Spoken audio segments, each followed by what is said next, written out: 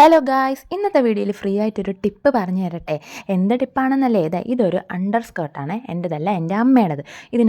എനിക്ക് കറക്റ്റാണ്, പക്ഷേ അമ്മയ്ക്ക് ഇച്ചിരി ഇറക്കം കൂടുതലാണ്. അപ്പോൾ ഇതിൻ്റെ ഇറക്കം കുറയ്ക്കണം. ഇറക്കം കുറയ്ക്കാൻ എന്ത് ടിപ്പ് എന്നല്ലേ? നമുക്കിതിനെ വെട്ടി മാറ്റാതെ നമുക്കിതിൻ്റെ ഇറക്കം കുറയ്ക്കാൻ നോക്കാം. മേളിൽ നിന്ന് മടക്കി വയ്ക്കാമെന്ന് വെച്ചാൽ ഇതിൽ സിബ്ബൊക്കെ അറ്റാച്ച്ഡ് ആയതുകൊണ്ട് കുറച്ച് പാടാണ്. പിന്നെ അതിനെ അഴിക്കേണ്ടി വരും. ഇനിയിപ്പോൾ താഴോട്ടൊന്ന് മടക്കി അടിക്കുക, താഴെ ഭാഗം ഒന്ന് മടക്കി അടിക്കാമെന്ന് വെച്ചാൽ ഇതിൽ ഈ ഫ്രില്ലൊക്കെ വെച്ചിട്ട്, ഇതിന് ഫ്രില്ലെന്നാണ് പണ്ടോട്ടേ പറഞ്ഞ് ഞാൻ കേട്ടിട്ടുള്ളത്. അതുകൊണ്ട് എനിക്ക് അങ്ങനെ അറിയാവൂ. അത് ആയതുകൊണ്ട് അവിടെ നിന്ന് നമുക്ക് കട്ട് ചെയ്ത് അല്ലെങ്കിൽ മടക്കി അടിക്കാനും പാടായിരിക്കും. ഈ രണ്ട് സൈഡുകൾക്കും കോട്ടൺ തട്ടാതെ നമുക്ക് എങ്ങനെ ഇതിൻ്റെ ലെങ്ത്ത് കുറയ്ക്കാമെന്ന് നോക്കാം. അപ്പോൾ ഞാൻ ഈ പാവാട നേരെ താഴോട്ട് വിരിച്ചിട്ടതിന് ശേഷം ഉള്ള പടച്ചോനെ എന്ന് പറഞ്ഞ് എൻ്റെ പണിയായതും എടുത്തുകൊണ്ട് അവിടെ ഇരിക്കുന്നുണ്ട്.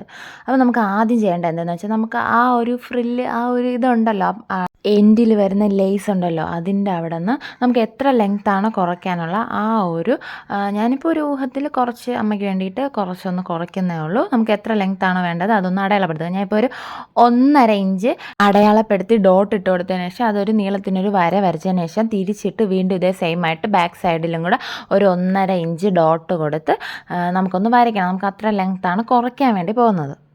ഇനി നമ്മൾ ഈ വീഡിയോയിൽ കാണുന്ന പോലെ താഴത്തെ ആ ലേസിൻ്റെ ഭാഗം നമ്മൾ ഈ വരച്ച ഗ്യാപ്പ് ഉണ്ടല്ലോ, അതിനെ അകത്തോട്ടാക്കുന്ന രീതിയിൽ പിടിച്ച് പുറത്ത് വയ്ക്കണം. ആ വരയുടെ പുറത്ത് വയ്ക്കണം. ഞാൻ പറയുന്നത് കേട്ടാൽ എന്തൊക്കെയോ തല പോണ കാര്യമാണെന്ന് തോന്നുമെങ്കിലും ഈ വീഡിയോയിൽ കാണുന്നത് പോലെ നിങ്ങൾ ചെയ്താൽ മതി. ആ ഒരു വരയുടെ മേളിലോട്ട് ഈ ലേസിനെ പിടിച്ച് അങ്ങോട്ട് വെച്ച് കൊടുക്കണം. അത്രേ ഉള്ളൂ.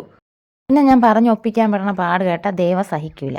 അപ്പോൾ ഞാൻ ഒന്നുകൂടെ ഇങ്ങനെ കാണിക്കുമ്പോൾ ക്ലിയർ ആയിട്ട് മനസ്സിലാവും. സ്റ്റിച്ചിങ്ങനെ നമ്മൾ മെഷീനിലോട്ട് ഇതേപോലെ എടുത്ത് വെച്ചതിന് ശേഷം ആ ലേസിനെ പിടിച്ച് ഈ വരയിലോട്ട് വെക്കണം. അപ്പോൾ ആ വരയുടെ ലേസിൻ്റെ ഇടയിലുള്ള പോർഷൻ ഉണ്ടല്ലോ, അതങ്ങ് അടിയിലോട്ട് പോകുമ്പോഴത്തേക്ക് നീളം കുറയും. അതാണ് കാര്യം.